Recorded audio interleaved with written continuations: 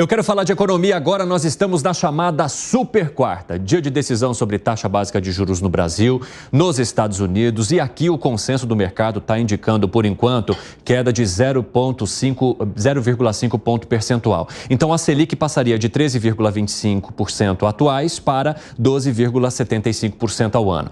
Para falar sobre essa super quarta, eu recebo aqui o Reginaldo Nogueira, PhD em economia e diretor sênior do IBMEC. Cadê o professor? Já está disponível. Professor, seja muito bem-vindo, é um prazer falar contigo. As portas estão sempre abertas aqui no 3 em 1. Quero entender se a sua análise acompanha aquela que foi feita pelo mercado de uma queda de 0,5 ponto percentual e por quê? Boa tarde.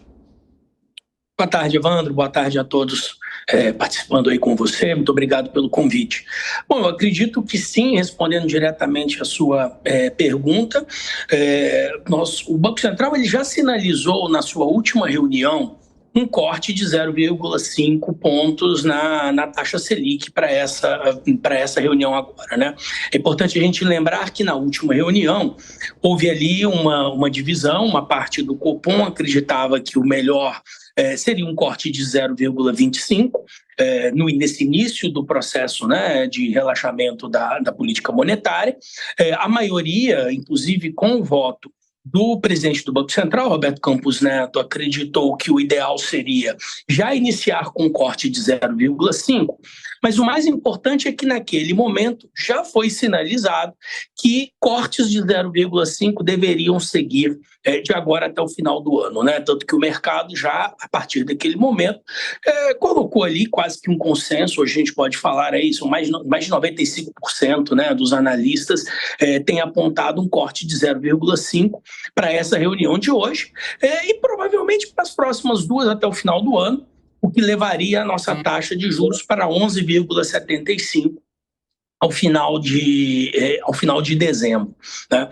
E nesse sentido, se a gente olha, a gente não teve ali alterações tão grandes do cenário da última reunião para agora que justificaria que o Banco Central mudasse a sua política, essa própria direcionamento que ele tinha apresentado na última ata.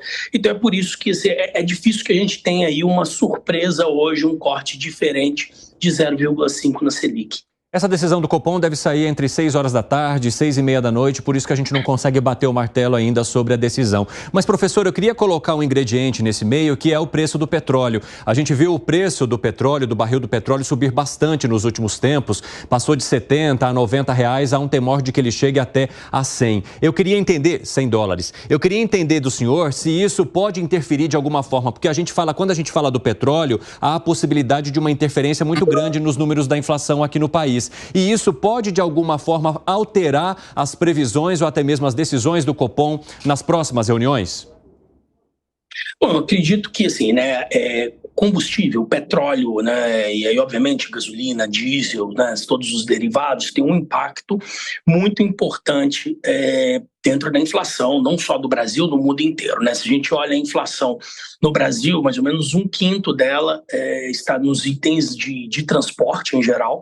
Então, obviamente, tudo aquilo relacionado, né, passagens de ônibus, gasolina, passagens aéreas, que são altamente influenciados pelo custo do petróleo, né, tem um impacto direto na inflação. Ele é bastante volátil, nós temos aí um mercado internacional para isso, que acaba tendo aí um efeito sobre o preço, que às vezes é difícil de controlar. A gente já teve aí um debate grande no Brasil, tem tido isso já há muito tempo, né, sobre precificação doméstica, precificação externa, mas no final estamos falando aí de uma commodity determinada, preços internacionais, é difícil que a gente saia disso e com algum impacto aí do câmbio.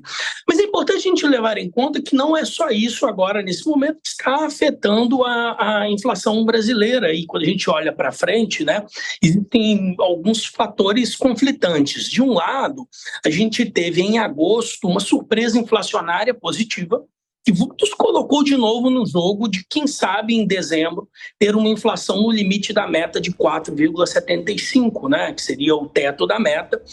O mercado está apontando ali alguma coisa abaixo de 4,9, muito porque tivemos essa surpresa positiva em agosto, apesar, inclusive, de reajustes de combustíveis que já foram relevantes, né? Sim. Mas na outra ponta, temos ali uma surpresa que é positiva, mas que tem um impacto, pode ter um impacto negativo ali na inflação, que é uma economia mais aquecida no segundo trimestre. O Banco Central veio aumentando as taxas de juros, muito na expectativa de controlar a demanda e controlar consumo, principalmente. E os dados do PIB, tudo bem que no primeiro trimestre, muito afetado pelo impacto da agropecuária, mas no segundo trimestre, a gente continua vendo um consumo, né, e um crescimento da demanda acima daquele que era esperado. Isso aí coloca, por outro lado, alguns riscos sobre a inflação. De novo, até para resumir essa história, eu acho que a gente tem vários pontos positivos e negativos, muitas incertezas. De qualquer forma, quando a gente olha para o nível da taxa de juros brasileira hoje, para o cenário da inflação atual, para o próprio juro real brasileiro, né, a taxa Selic menos a inflação esperada 12 meses à frente, esse juro real continua muito alto, então há espaço para cortes. Eu acredito que cada vez mais, Evandro, a gente vai mudar a discussão sobre o que vai acontecer no dia daquela reunião específica do Copom, como nós estamos falando aqui hoje nessa super quarta, mas a gente vai começar a discutir quando os juros vão parar de cair, qual será a taxa terminal da taxa de juros. Eu acho que esse vai ser muito o cenário do debate para o ano que vem. Eu espero recebê-lo, então, para poder te perguntar sobre isso também. Falando em super quarta, quero passar aqui a palavra para o Segré, que tem uma dúvida para o senhor. Professor, fala, Segré. Professor Nogueira, boa tarde, muito obrigado pelo seu tempo. A pergunta é, hoje um dos maiores demandantes de financiamento é o próprio Estado, o governo, através dessa gastança que ele está promovendo. Não seria recomendável o governo diminuir a gastança para precisamente colaborar com essa diminuição da taxa Selic? Porque hoje disputa no sistema financeiro contra o setor privado, que produz, e o governo gasta. Isso não ajudaria?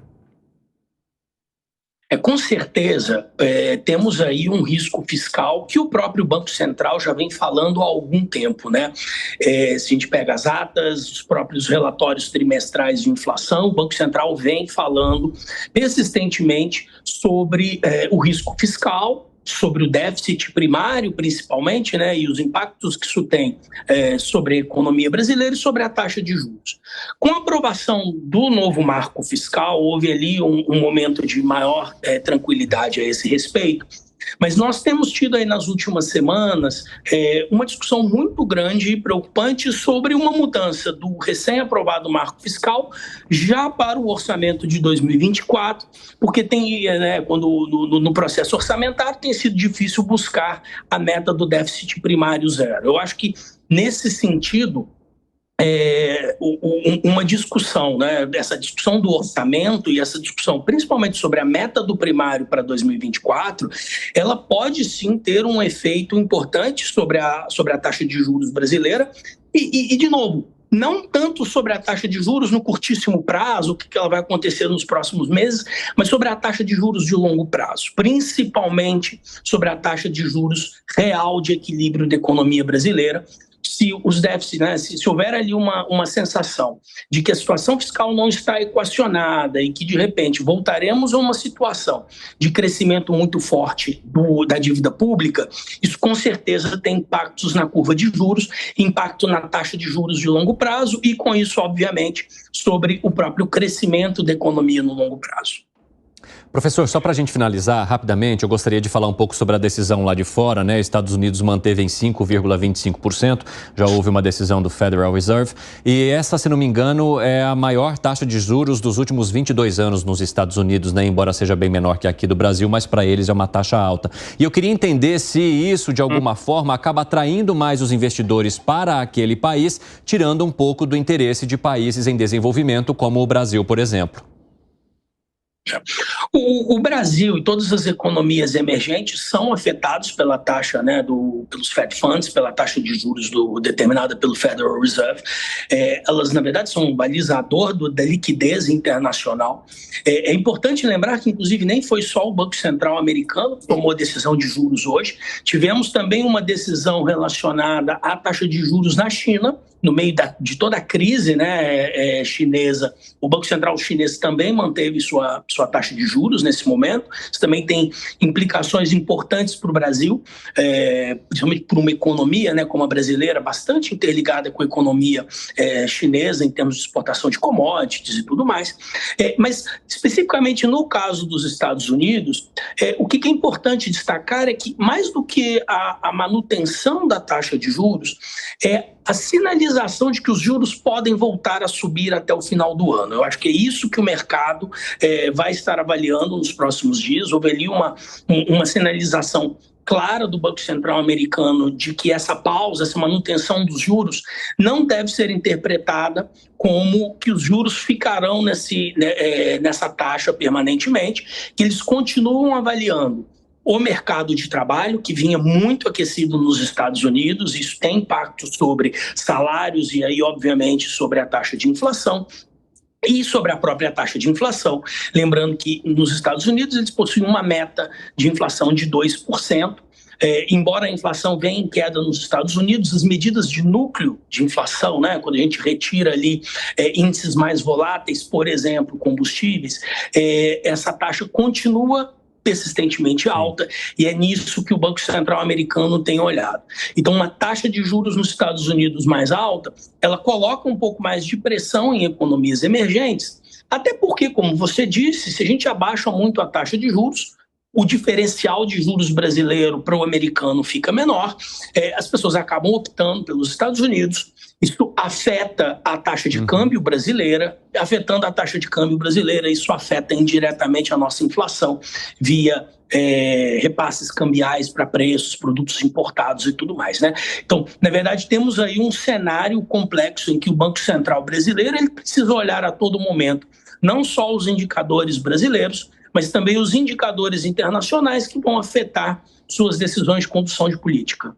Professor Reginaldo Nogueira, diretor sênior do IBMEC, PhD em Economia também. Obrigado pela conversa hoje, o espaço está sempre aberto.